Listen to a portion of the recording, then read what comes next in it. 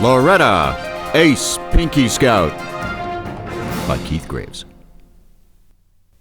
I pledge allegiance to the pink from my beret down to my socks, to tell the truth and brush each tooth and sell my cookies by the box.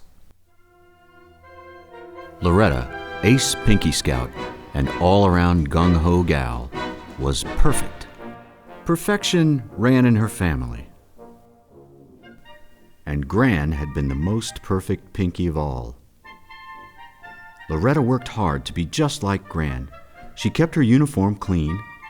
You gotta be neat if you wanna be elite. Her tea parties were fab. More biscotti, anyone? She flossed.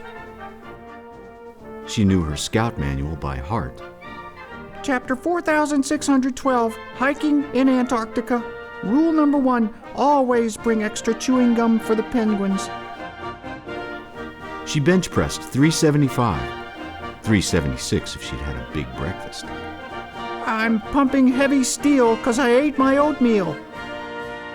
And she saved the world every Thursday.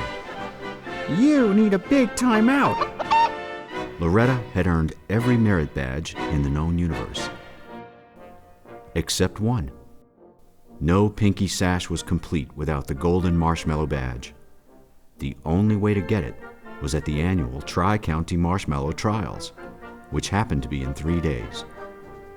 Of course, Loretta had been training for months. She studied. So that's it. She practiced. She did one-armed push-ups.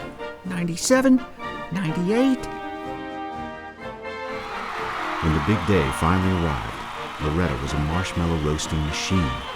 In seconds, her campfire was roaring. She loaded her coat hanger and held it at the perfect aerodynamic angle. Slowly, her marshmallows began to toast. She could almost feel the new badge on her sash. Then, the unthinkable happened.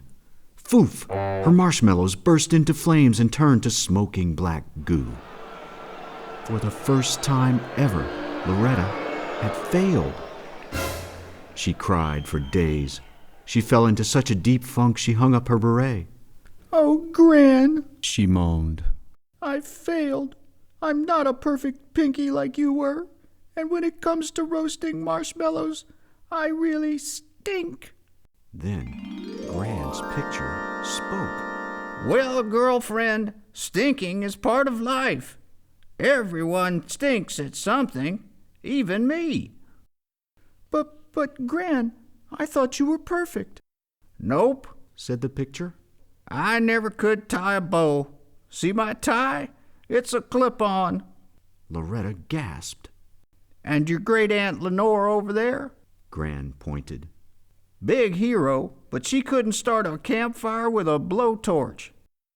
Your great-great-granny Lynette used to save the world every Tuesday and Thursday, too. But her hair was a mess. And without Cousin Lindsay, George Washington would never have crossed the Delaware. But if you look closely at her blouse, you can see what she had for lunch. Looks like lasagna, said Loretta. That was her favorite, said Gran.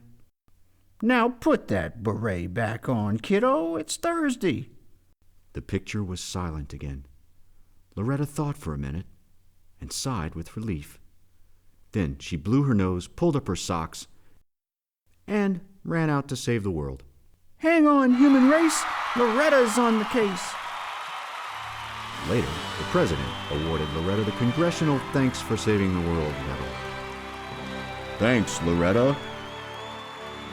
Well, thought Loretta, it's not the golden marshmallow, but it does match my barrettes.